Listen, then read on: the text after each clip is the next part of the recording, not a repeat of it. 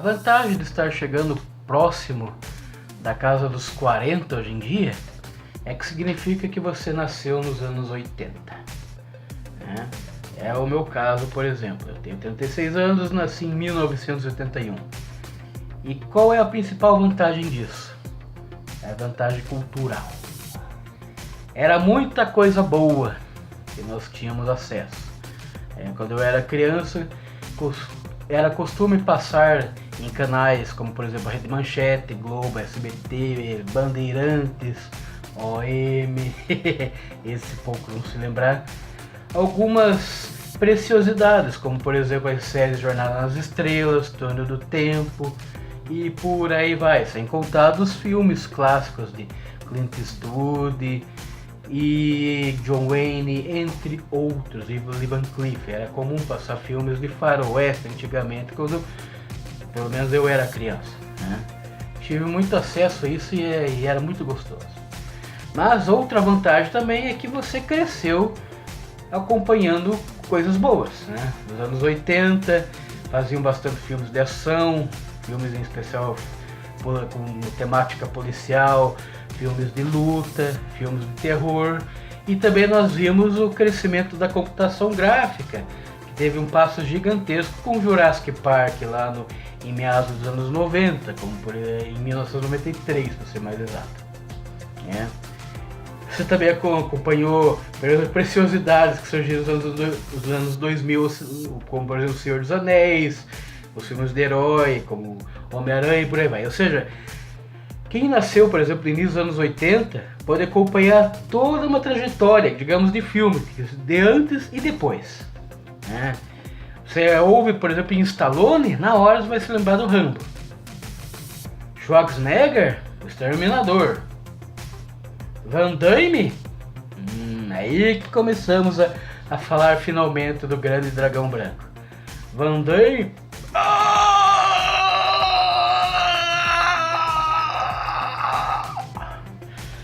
Bom, o Grande Dragão Branco, ou Bloodsport, como preferir, esse é o nome original que ele recebeu nos Estados Unidos, e esse é um dos poucos nomes que eu posso dizer para vocês que ficou melhor no Brasil.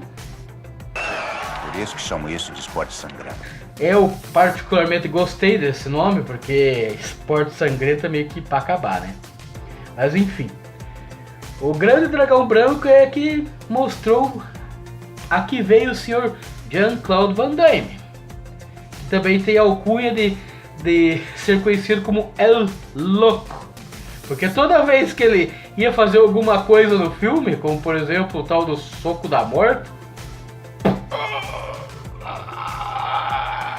ou quando levava um soco de alguém, ele ficava fazendo aquelas caretas estranhas. Isso é digamos, um dos grandes chamariz do filme. O filme é inspirado num possível acontecimento real do Sr. Frank Dux, que criou o tal do Dux Real Boxing, o estilo próprio dele, que ele criou tendo como base os ensinamentos do Sr. Tanaka. Falo isso, possíveis acontecimentos reais, porque segundo eu li por aí, dizem que o tal do comitê, a organização desse comitê e o torneio era localizado na própria casa do Sr. Dux. E também dizem que o troféu que ele adquiriu, ganhando o comitê, foi comprado numa loja por ali. Então, eu não vou falar sobre o que é verdade, sobre o que não é. Ele até fala que é uma teoria da conspiração, de outro mestre que quer porque quer atacar ele, o tal de Stephen Hayes, acho que é isso. Bom, enfim, o Grande Dragão Branco marcou muito a minha infância. Assim como tinha o caso do Rambo, do Exterminador, do Conan, que também era do Schwarzenegger, entre outros. E bons exemplos é que não faltam nos anos 80. Quando você fala do Van Damme, na hora você vai lembrar daqueles filmes de ação dele. Envolve torneios e tal. e esse principalmente. Esse filme é excelente. Excelente mesmo. O elenco, como eu falei pra vocês, tem o pontapé inicial com o Jean-Claude Van Damme na pele do Frank Dux. Tem Donald Gibb como Ray Jackson. A Leia Ayres, acho que é isso, que interpretava Janice Kent, a jornalista que fazia de tudo para adquirir informações do comitê, e é aquela que ficava, não, vocês não podem lutar com isso é uma coisa violenta e não sei o que, e blá blá blá.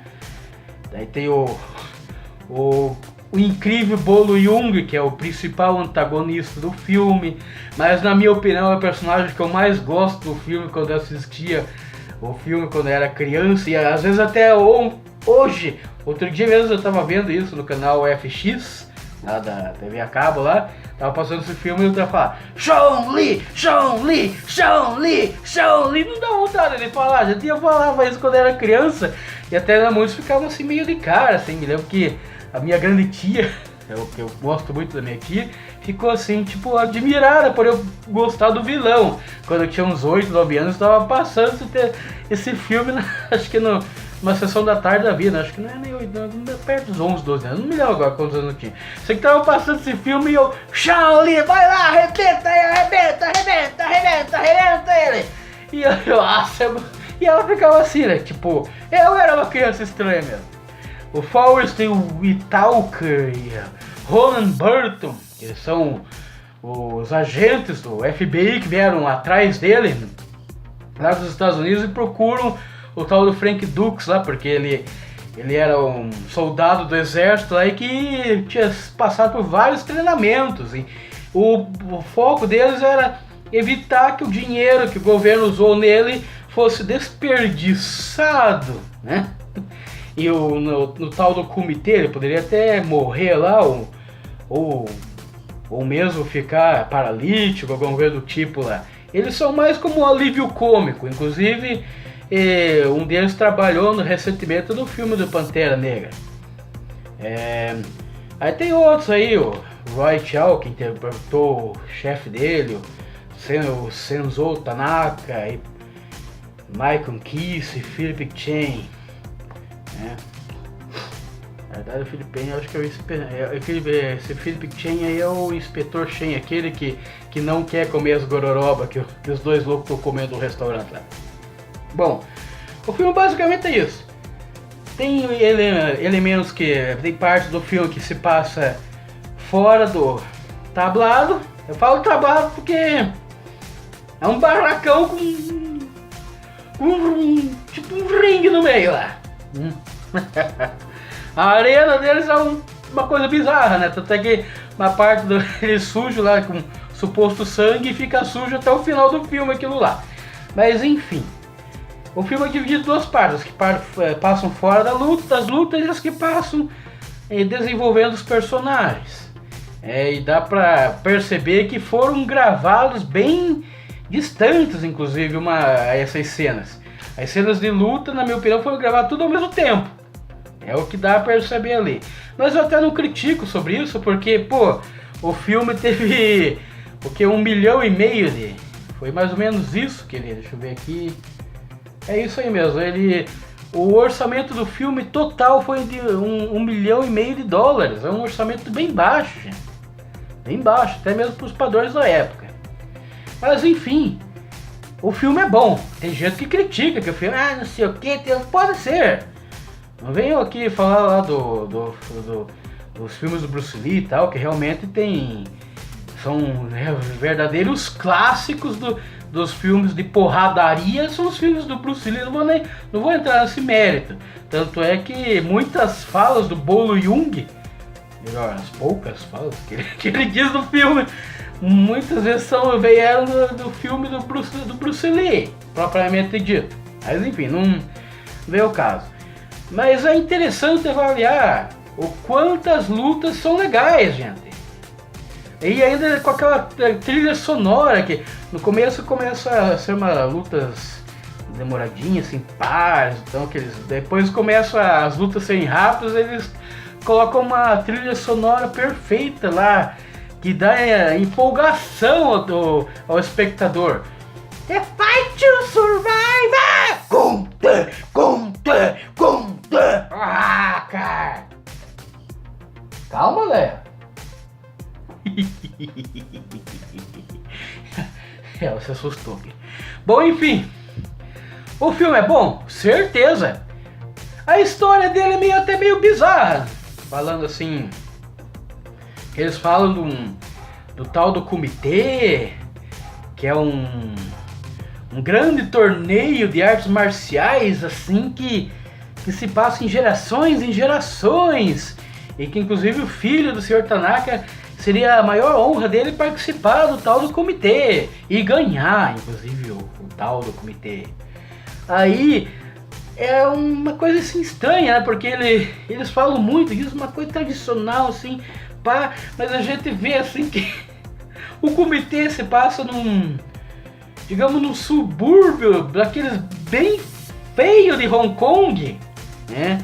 Que é totalmente clandestino, cheio de gato. A gente percebe nos corredores lá por anos, cheio de gato. É como se você fosse assaltado a cada minuto. E eles entram no tal do comitê lá e basicamente o tradicional torneio de luta é uma lutinha de aposta, gente. Os caras ficam lá apostando, parece que o tempo todo eles vão apostando. Então nesse quesito é meio bizarro. Eles falaram que o comitê é como se fosse tipo o torneio de artes marciais do Dragon Ball, que é uma coisa assim que nossa. Mas não é o caso, não é o que aparece ali. Mas tudo bem, é a minha opinião. É meio bizarro a gente achar isso, mas na época era uma coisa, pelo menos pra mim, que era muito legal. Você não tava nem aí pra história. Você queria ver porrada. Inclusive, na minha opinião, esse filme serviu como referência pra muitas outras coisas, assim. Inclusive games. Isso mesmo, games. Mortal Kombat, por exemplo, tem a tradicional cena. O Luke... como que é o nome? Johnny Cage. Johnny Cage, ele faz aquele mesmo movimento do Van Damme de abrir as pernas e dar um socão no cara. Ou então do Fatality, até mesmo o Fatality, que tá lá o Chun-Li segurando o outro lá e... pá! Então, na minha opinião, serviu muito como referência para criar games. E realmente naquela época, anos 80, anos 90, jogos de videogame eram assim, muito relacionados à luta e a jogos de ação. Você ia com a arminha lá, né, contra alienígenas ou terroristas, no caso a série Contra, por exemplo. Então era comum isso aí. Talvez seja por isso que hoje em dia o do Fortnite, bom, deixa pra lá. Daqui a pouco os caras vão me trucidar daqui a pouco aí. Enfim, o filme é perfeito? Na minha opinião, não é. Mas no quesito filme de luta, assim, com torneio de artes marciais, essas coisas, é o melhor que tem. Desculpe os fãs do Bruce Lee, etc. Não estou dizendo que o filme dele é ruim. Pelo contrário, os filmes do Bruce Lee são bons, perfeitos. Mas como o Dragão Branco surgiu, o Grande Dragão Branco surgiu na minha época, então talvez eu tenha essa leve tendência a achar que ele seja melhor do que, por exemplo, os filmes do Bruce Lee, né? Mas inclusive também serviram como referência a muitos games por aí. Os embates de luta que demonstram lutadores de sumô, quer dizer, um lutador sumô em especial, aí aparentemente tem um que luta capoeira, ou pelo menos é uma coisa parecida com aquilo. Muay Thai aparece, Kung Fu, Karatê, então realmente aparece muita coisa boa ali. As lutas são demais, cara. Inclusive mostra que você também uma coisa bacana, que você nunca deve subestimar o seu adversário. O Ray Jackson, ele poderia ter vencido a Chun-Li. Poderia mesmo, era só ele ter dado um chutão no coreano, mas ele que não é, na verdade, pelo que eu sei, coreano na vida real. Só ele ter chutado com o asiático pra fora lá e venceu. Pelo menos o Chun-Li ele teria vencido, mas não, ele deu uma porradona deixou o cara, tipo, passarinho que aí no Street Fighter, né? Vendo passarinho lá. E daí ficou... eu ganhei!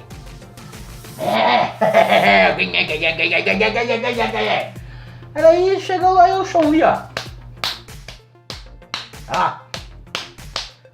E ele só não morreu porque ele tem cabeça dura. Só não morreu porque tem cabeça dura. Só por isso que ele não morreu. Mas que ficou detonado, ficou. E aí no Chun-Li ainda catou a faixa dele. Pra colocar depois lá na perna, se não me engano, pra zoar. Na perna. Pra zoar com o Van Damme. Ou Frank Dux. A luta final é meio estranha, né? O comitê inteiro, a tal da arena era reta. Aí depois eles deram uma leve erguida nos lados, igual ficou com as cenas do treinamento do Frank Dux quando era adolescente, né? Que ele tinha aquela arena assim também, meio que curvado dos lados. Eu achei meio estranho isso, gente. Eu achei. E daí as lutas, em todas as lutas foram assim, mas afinal eles mudaram a arena. Mas enfim, o Frank Dux estava dando os cacetes do Chun-Li, né? Apareceu lá que pá, pá. E daí depois ninguém viu que o Chun-Li tirou o pozinho mágico lá dentro do calção dele. Tirou o pozinho mágico lá dentro do calção e jogou no outro. Ele...